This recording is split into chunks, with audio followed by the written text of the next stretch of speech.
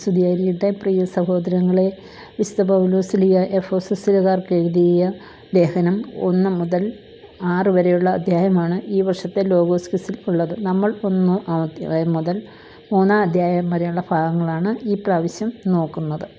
നിങ്ങളുടെ എല്ലാവരുടെയും പൂർണ്ണമായ സഹകരണം പ്രതീക്ഷിച്ചുകൊണ്ട് ഒത്തിരി സ്നേഹത്തോടെ നമുക്ക് വചനഭാഗത്തിലേക്ക് പോകാം. ചോദ്യം 1. പൗലോസ് തൻ്റെ രണ്ടാമത്തെയും മൂന്നാമത്തെയും പ്രേക്ഷിത യാത്രകളിൽ എവിടെ കേന്ദ്രമാക്കിയാണ് പ്രവർത്തിച്ചത്? ഉത്തരം എഫെസോസ്. 2. ആര് സ്തുതിക്കപ്പെട്ടവനാകട്ടെ എന്നാണ് ശ്ലീഹ എഫെസോസുകാർക്ക് എഴുതിയത്? പിതാവായ ദൈവം. 3. തൻ്റെ മുൻപാകെ സ്നേഹത്തിലും പരിശുദ്ധിയിലും നിഷ്കളങ്കരായിരിക്കാൻ ലോകസ്ഥാപനത്തിന് മുമ്പ് തന്നെ പിതാവായ ദൈവം ആരിൽ നമ്മെ തിരഞ്ഞെടുത്തു? ക്രിസ്തുവിൽ തിരഞ്ഞെടുത്തു. എഫെസോസ് 1:4. ചോദ്യം 4. പിതാവിൻ്റെ കൃപയുടെ സമൃദ്ധിക്കൊത്ത് നമുക്ക് ക്രിസ്തുവിൽ എന്താണ് കൈവന്നിരിക്കുന്നത്? ഉത്തരം പാപമോചനവും അവൻ്റെ രക്തം വഴി രക്ഷയും. വാക്യം 1:7. 5. അവിടുന്ന് തൻ്റെ ജ്ഞാനത്തിലും വിവേകത്തിലും നമ്മിൽ സമർത്ഥമായി ചൊരിഞ്ഞിരിക്കുന്നത് എന്താണെന്നാണ് എഫെസോസ് 1:8 പറയുന്നത്? കൃപ. 6.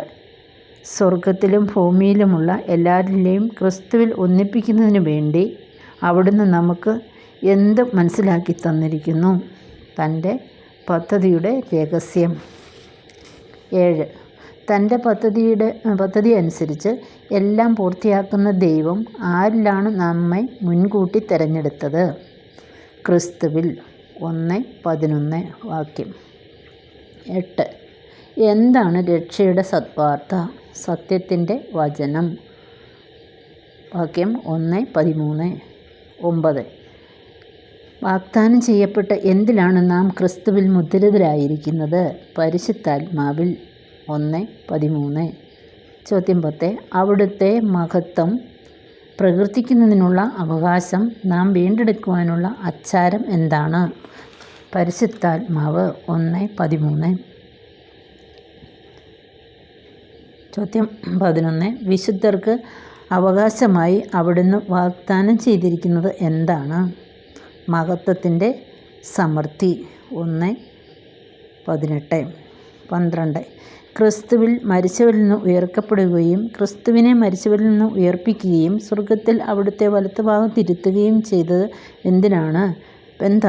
പിതാവായ ദൈവത്തിൻ്റെ ശക്തിയുടെ മഹനീയത. 13. ദൈവപിതാവ് തൻ്റെ അപരിമേയമായ ശക്തിയുടെ മഹനീയതയാൽ ഈ യുഗത്തിലും വരാനിരിക്കുന്ന യുഗത്തിലും എല്ലാ ആധിപത്യങ്ങൾക്കും അധികാരങ്ങൾക്കും എല്ലാ നാമങ്ങൾക്കും ഉപരിയായി ആരെയാണ് ഉപവിഷ്ടനാക്കിയിരിക്കുന്നത്? ഉത്തരം ക്രിസ്തുവിനെ. സഭ ആരുടെ ശരീരമാണ്? ക്രിസ്തുവിൻ്റെ. 1:23. 15. ആരുടെ പൂർണ്ണതയിലാണ് സകലതും പൂർത്തിയാക്കിയിരിക്കുന്നത്? ക്രിസ്തുവിൻ്റെ. പൗലോസിന്റെ ജന്മനാട് കിലിക്കിയ, തർസോസ്. യേശുവിൻ്റെ കൃപ നമുക്ക് ലഭിക്കുന്നത് എന്തിലൂടെയാണ്? കുരിശിലൂടെ. എഫെസോസ് 1:20. തൻ്റെ ലേഖനങ്ങളിൽ അഭിവാദനങ്ങളും ആശംസകളും അർപ്പിക്കാൻ പൗലോസ് ഉപയോഗിക്കുന്ന പദം ഏത്? കൃപ. പൗലോസ് എഫെസോസിലെ ക്രിസ്ത്യാനികളെ എങ്ങനെയാണ് സംബോധന ചെയ്തത്? വിശുദ്ധർ. അധ്യായം 2. എഫെസോസുകാർ എന്തുമൂലമാണ് ഒരിക്കൽ മൃതരാക്കപ്പെട്ടത്? അപരാധങ്ങളും പാപങ്ങളും മൂലം. 2. ആരെ അനുസരിച്ചാണ് നിങ്ങൾ ജീവിച്ചിരുന്നതെന്നാണ് പൗലോസ് എഫെസോസുകാർക്ക് എഴുതിയത്? അന്തരീക്ഷ ശക്തിയുടെ അധീശനെ. വാക്യം 2:2. ചോദ്യം 3. ആരോടൊപ്പമാണ് നമ്മളും ജഡമോഹങ്ങളിൽ ഒരു കാലത്ത് ജീവിച്ചിരുന്നത്? അനുസരണക്കേടിൻ്റെ മക്കൾക്കൊപ്പം. വാക്യം 2:3. 4. നമ്മൾ പാപം വഴി മരിച്ചവർ ആയിരുന്നിട്ടും കരുണാസമ്പന്നനായ ദൈവം നമ്മോട് കാണിച്ച മഹത്തായ സ്നേഹത്താൽ ആരോട് കൂടെയാണ് നമ്മെ ജീവിപ്പിക്കുന്നത്? ക്രിസ്തുവിനോടുകൂടെ. 2:4. 5. ആരോട് കൂടെയാണ് ഉയർത്തപ്പെട്ട് സ്വർഗത്തിൽ അവനോടുകൂടെ ഇരുത്തുകയും ചെയ്യുന്നത്? യേശുക്രിസ്തുവിനോടുകൂടെ. 6. യേശുക്രിസ്തുവിൽ പിതാവായ ദൈവം നമ്മോട് കാണിച്ച കാരുണ്യം എന്ത് വ്യക്തമാക്കുന്നു? തൻ്റെ അപരിമേയമായ കൃപയുടെ സമൃദ്ധി. 2:7. ചോദ്യം 7. വിശ്വാസം വഴി എന്തിലാണ് നിങ്ങൾ രക്ഷപ്പെട്ടതെന്നാണ് ശ്ലീഹ പറയുന്നത്? കൃപയാൽ. 8. എന്താണ് ദൈവത്തിൻ്റെ ദാനം? കൃപ. 2:7. എന്ത് വഴിയാണ് കൃപ ലഭിക്കുന്നത്? വിശ്വാസം വഴി. 2:8. നമ്മൾ എന്തു ചെയ്യാൻ വേണ്ടിയാണ് യേശുക്രിസ്തുവിൽ നമ്മൾ സൃഷ്ടിക്കപ്പെട്ടത്? ദൈവം മുൻകൂട്ടി ഒരുക്കിയ സൽപ്രവൃത്തികൾക്കായി. വാക്യം 2:18. ചോദ്യം 10. നിങ്ങളെ അപരിചിതരെന്ന് വിളിച്ചിരുന്നപ്പോൾ നിങ്ങൾ ആരെ അറിഞ്ഞിരുന്നില്ല? ക്രിസ്തുവിനെ.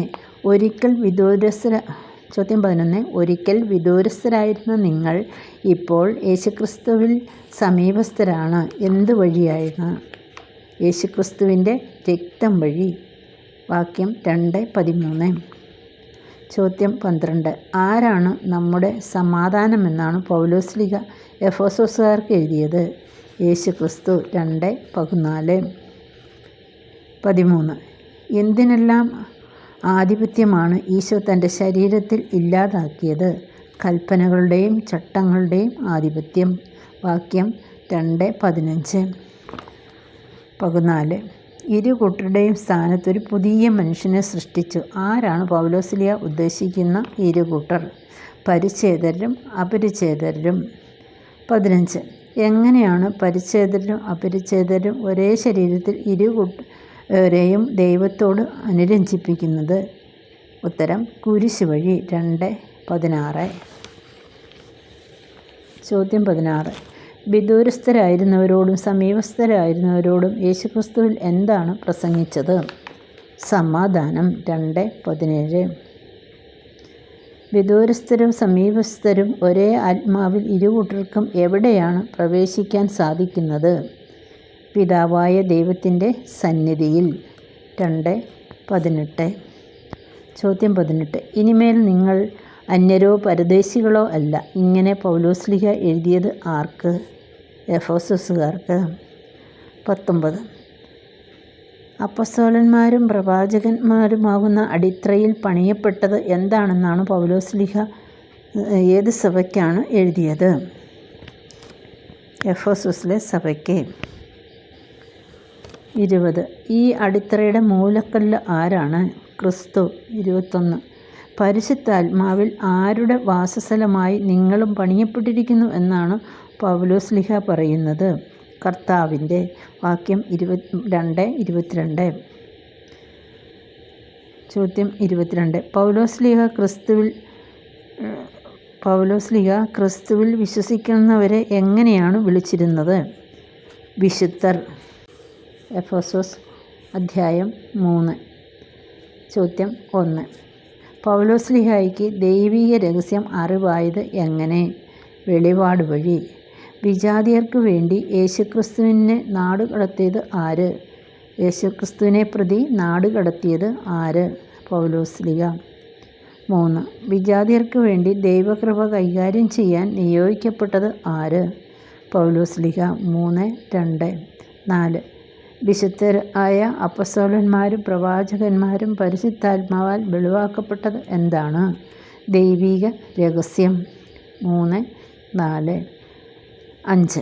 വിജാതിയർ കൂട്ടവകാശികളും ഒരേ ശരീരത്തിൻ്റെ അംഗങ്ങളും സുവിശേഷത്തിലൂടെ യേശുക്രിസ്തുവിൻ്റെ വാഗ്ദാനത്തിന് ഭാഗവാക്കാകുന്നതും എങ്ങനെ? വെളിപാടനുസരിച്ച്. 3:6. ചോദ്യം 6. പൗലോസ്ലീഹ തനിക്ക് സുവിശേഷത്തിൻ്റെ ശുശ്രൂഷകനാകാൻ എങ്ങനെ കഴിയുമെന്നാണ് പറയുന്നത്? ദൈവത്തിൻ്റെ കൃപയാൽ. 3:7. ആരോട് സുവിശേഷം പ്രസംഗിക്കാനുള്ള കൃപ ദൈവം പൗലോസ്ലീഹായ്ക്ക് നൽകിയത്? വിജാതിയരോട്. ചോദ്യം 7. എല്ലാവർക്കും എല്ലാം വ്യക്തമാക്കുവാനും ഉതകുന്ന വരം വിശുദ്ധരിൽ ഏറ്റവും നിസ്സാരനായി എനിക്ക് നൽകപ്പെട്ടു എന്നതിനെക്കുറിച്ച് ശ്ലീഹ ഇങ്ങനെ പറയുന്നത്. എന്തിനെക്കുറിച്ചാണ് ശ്ലീഹ ഇങ്ങനെ പറയുന്നത്? ദൈവീക രഹസ്യം.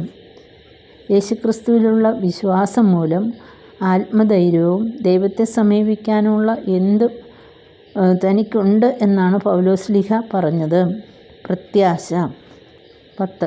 എന്ത് വഴിയാണ് ക്രിസ്തു നിങ്ങളുടെ ഹൃദയത്തിൽ വസിക്കണമെന്ന് പൗലോസ്ലീഹ പ്രാർത്ഥിക്കുന്നത്? വിശ്വാസം വഴി. 3:17. ചോദ്യം 11. മനുഷ്യൻ്റെ അറിവിനെ അതിജീവിക്കുന്ന എന്തുണ്ടെന്നാണ് ശ്ലീഹ പറയുന്നത്? ക്രിസ്തുവിൻ്റെ സ്നേഹം. 3:19. ചോദ്യം 12. ക്രിസ്തുവിൻ്റെ സ്നേഹം നിങ്ങൾ ഗ്രഹിക്കുന്നതിനും അതുവഴി നിങ്ങൾ എന്തിൽ പ്രേരിതരാകട്ടെ എന്നാണ് പൗലോസ്ലീഹ പറയുന്നത്? ദൈവത്തിൻ്റെ സമ്പൂർണ്ണതയാൽ. 3:19. ചോദ്യം 13. നാം ചോദിക്കുന്നതിലും ആഗ്രഹിക്കുന്നതിലും വളരെ കൂടുതൽ ചെയ്തു തരാൻ നമ്മിൽ വസിക്കുന്ന എന്തിന് കഴിയുമെന്നാണ് ശ്ലീഹ പറയുന്നത്? നമ്മിൽ പ്രവർത്തിക്കുന്ന ശക്തിക്ക് കഴിയുമെന്ന്. 4. സഭയിലും യേശുക്രിസ്തുവിലും തലമുറയോളം മഹത്വമുണ്ടാകട്ടെ. ആർക്ക് മഹത്വമുണ്ടാകട്ടെ എന്നാണ് ശ്ലീഹ പറയുന്നത്? അവിടുത്തേക്ക്, അതായത് ദൈവത്തിന്. 3:21. 3-ാം അധ്യായത്തിൽ എത്ര വാക്യങ്ങളുണ്ട്? 21 വാക്യങ്ങൾ. 15. സ്വർഗത്തിലും ഭൂമിയിലുമുള്ള എല്ലാ പ്രതിത്വത്തിൻ്റെയും നാമകരണത്തിൻ്റെയും ആരുടെ മുമ്പിൽ മുട്ടുമടക്കുമെന്നാണ് പൗലോസ്ലീഹ പറയുന്നത്? പിതാവായ ദൈവത്തിൻ്റെ മുമ്പിൽ. പ്രിയ സഹോദരങ്ങളെ, നിങ്ങളിൽ ഇത്രയും നേരം വചനഭാഗം ശ്രവിച്ചതിന് ഒത്തിരി സ്നേഹത്തോടെ എല്ലാവർക്കും നന്ദി.